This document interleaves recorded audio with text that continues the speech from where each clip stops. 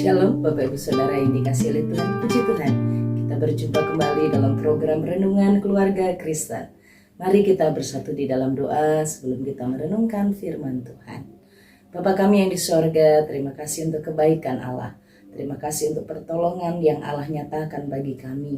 Dari waktu ke waktu, dari saat ke saat Engkau Allah terus menopang memegang kami dengan kasih setiamu.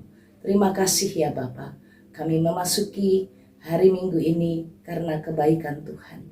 Terima kasih, kami memerlukan firman-Mu untuk menuntun langkah hidup kami.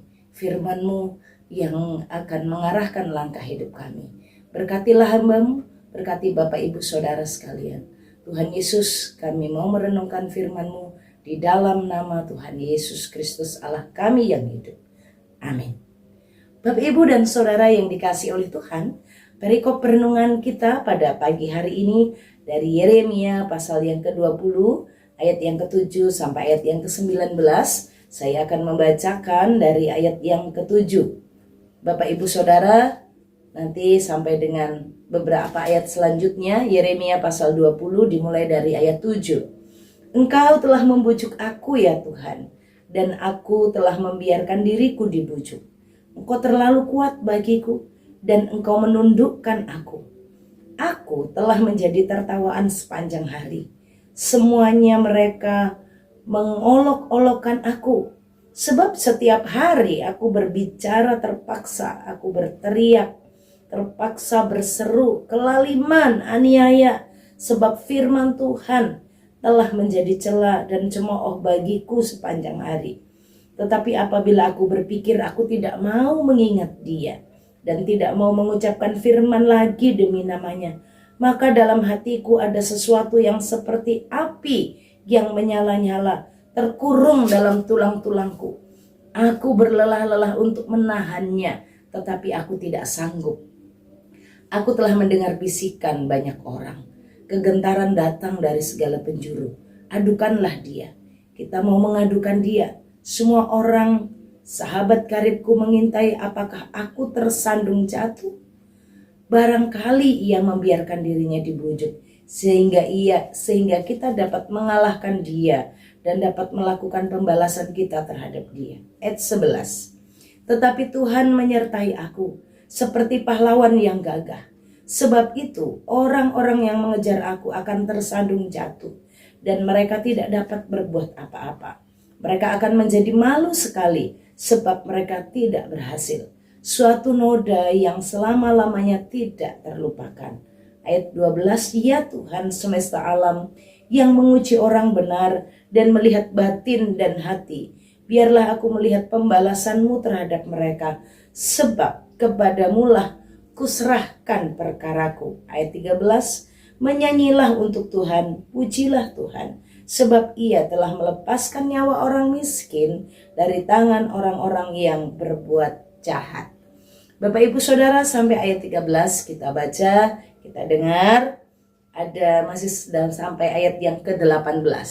Yeremia pasal 20 sampai di ayat 18.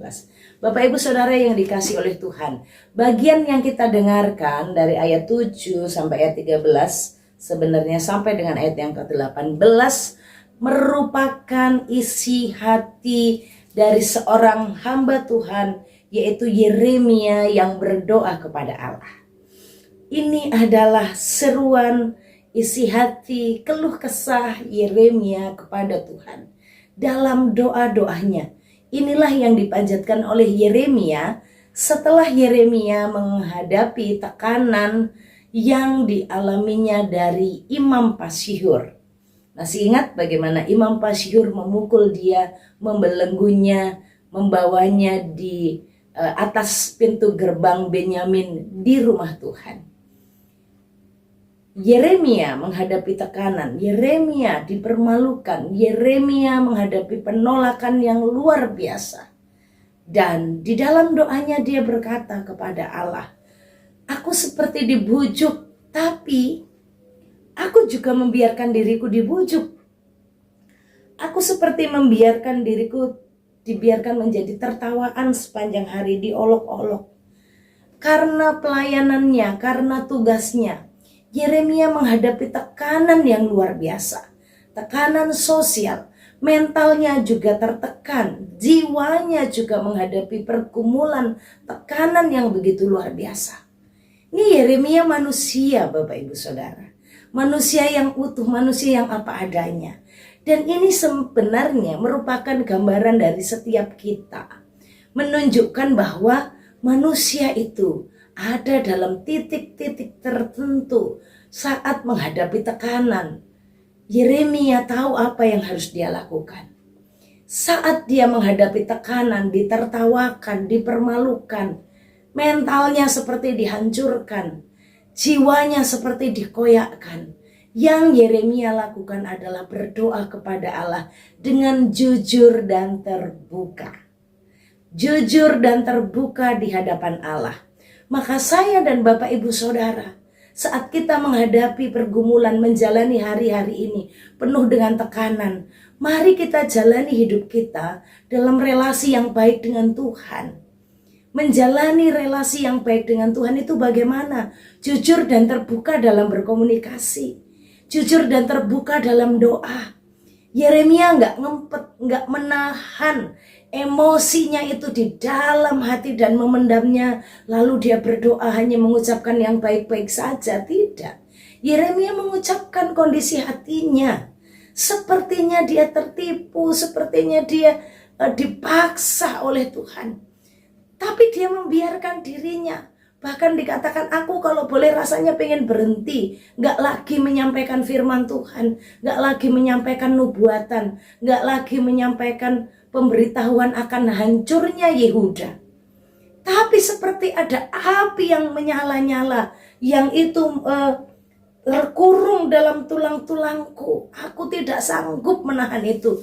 Maka firman itu harus kusampaikan. Bapak Ibu Saudara yang dikasih oleh Tuhan.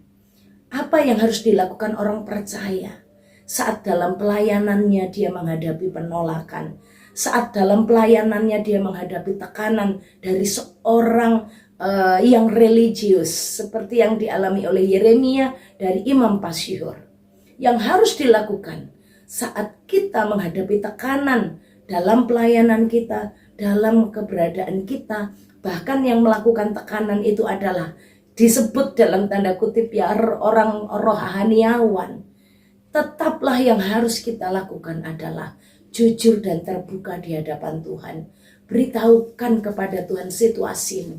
Bahkan dikatakan di dalam ayat yang ke-14 itu sampai Yeremia mengatakan terkutuklah hari ketika aku dilahirkan. Terkutuklah orang yang membawa. Ini ungkapan Yeremia yang jujur dan terbuka bahwa sebenarnya dia merasakan betapa penderitaannya itu sangat berat. Dia jujur, dia terbuka di hadapan Tuhan. Tuhan yang mengutusnya, Tuhan yang memanggilnya. Komunikasi yang terbuka dan jujur terhadap Tuhan itu dinikmati Yeremia terus dalam relasinya dengan Tuhan. Bapak Ibu Saudara, ini menjadi contoh, menjadi teladan buat kita, buat saya dan Bapak Ibu Saudara. Dalam relasi satu keluarga, kita dengan anak, kita dengan pasangan, itu haruslah komunikasi yang jujur dan terbuka.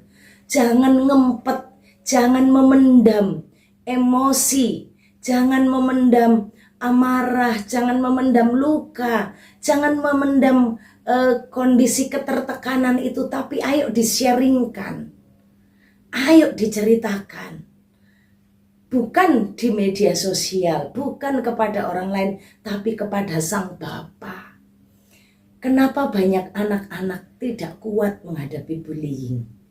Karena mereka menyimpannya di dalam hati, dan saat anak cerita, orang tua, papa mama itu meremehkan cerita anak, tidak menerima. Kita belajar bagaimana Bapa Allah mendengarkan cerita-jeritan isi hati emosional dari Yeremia. Dia menerima, Tuhan Allah menerima, mendengarkan itu. Mari kita belajar sebagai orang tua menghargai cerita anak, menghargai pengaduan anak, menghargai keluhan anak dan bersikap dengan tepat. Jangan meremehkan, Allah gitu aja kamu tidak sanggup, Allah kamu digituin aja tidak bisa. Tidak. Mari kita belajar untuk membangun komunikasi yang terbuka dan jujur. Menghargai cerita, menghargai sharing yang dibagikan oleh anggota keluarga dan meresponinya dengan mengasihinya, dengan memeluknya, dengan mendoakannya, dengan bersama-sama mencari solusi di hadapan Tuhan. Komunikasi yang jujur dan terbuka. Dan bagaimana kita belajar juga bahwa dalam ketertekanan itu tidak memendam rasa emosional itu, tapi menceritakannya kepada Tuhan. Karena apa? Karena tahulah bahwa Tuhan itulah penolong. Tetapi Tuhan menyertai aku seperti pahlawan yang gagah perkasa. Tuhan Allah, aku akan menyanyi dan memuji Tuhan sebab Ia melepaskan aku. Sebab Ia melepaskan nyawa orang miskin. Apa yang harus dilakukan oleh Yeremia saat dia menghadapi pergumulan dan tekanan itu? Dia tetap menyanyi bagi Tuhan. Karena dia tahu Tuhan akan memberikan kelepasan. Tuhan akan memberikan pertolongan. Tidak menikmati duka, tidak menikmati ketertekanan itu, tetapi menghadapinya dengan terus berpengharapan kepada perkelepasan dari Allah. Dan bukan hanya hidup dalam pengharapan, mengharap-harapkan, tapi terus memuji-muji Tuhan. Karena Tuhan adalah penyelamat, Tuhan adalah pelepas, Tuhan adalah penolong di dalam kesesakan. Bapak Ibu Saudara, mari hari ini kita akan datang ke rumah Tuhan dalam ibadah kita. Apapun yang engkau alami, ceritakanlah di hadapannya. Hari ini mari kita membangun kebersamaan dengan keluarga kita. Terbuka, jujur, tidak memendam rasa sakit, mengungkapkannya dan mendoakannya, mendengarkannya dan menerimanya, serta menggumulkannya di hadapan Tuhan. Mari kita bangun komunikasi yang jujur dan terbuka di hadapan Allah, jujur dan terbuka di tengah-tengah pasangan, di tengah-tengah keluarga, orang tua dan anak. Tuhan Yesus memberkati, mari kita berdoa. Bapa kami yang di sorga, terima kasih untuk firman-Mu, berkati setiap kami dan tolong kami untuk terus menjaga relasi, membangun relasi dengan Tuhan sebagai Bapa kami, dan membangun relasi kami bersama-sama dengan pasangan, dengan anak, dengan orang tua di tengah-tengah keluarga kami. Berkatilah kami semua hari ini dalam ibadah kami, melalui pelayanan kami. Tuhan juga menolong memberkati kami. Arahkan hatimu kepada Tuhan dan terimalah berkat-Nya. Tuhan memberkati engkau dan melindungi engkau. Tuhan menyinari engkau dengan wajah-Nya dan beri engkau kasih karunia. Tuhan menghadapkan wajah-Nya kepadamu dan beri engkau damai sejahtera dari sekarang sampai selama-lamanya. Amin. Shalom, Tuhan Yesus memberkati.